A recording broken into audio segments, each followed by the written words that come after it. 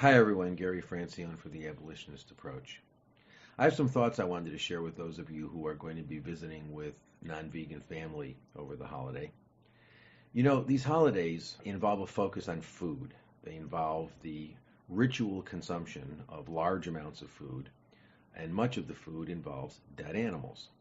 So if you're visiting with your non-vegan family and you're at the table but you're not participating in that ritual consumption, you make them feel uncomfortable. You feel uncomfortable because there are dead animals on the table, but they feel uncomfortable too because you're there but you're not there. You're not participating in their ritual.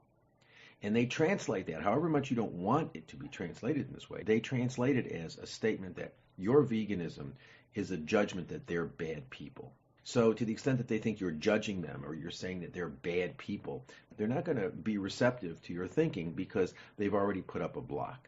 So make it clear that you are not judging them. Make the distinction between judging individuals and judging actions, and you're not doing the former. What you're saying is there are certain actions in which humans engage that cannot be morally justified in your view, and explain why you think that. Focus their attention on the fact that your veganism comes from values that they share.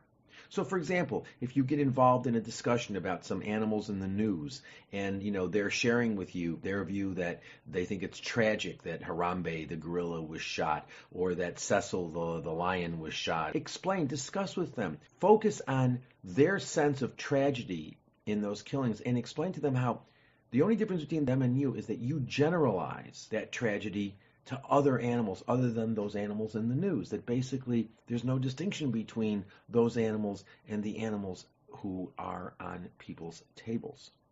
Similarly, you can always, if your parents have a dog or a cat or a turtle or a rabbit or some other non-human they love who's a member of the family, discuss with them how there's no morally significant difference between the animals that they love and the animals they eat.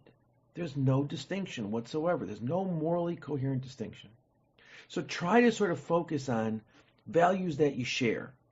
Try to focus on what your parents or brothers or sisters or aunts or uncles or whatever, what sorts of values do they have about animals?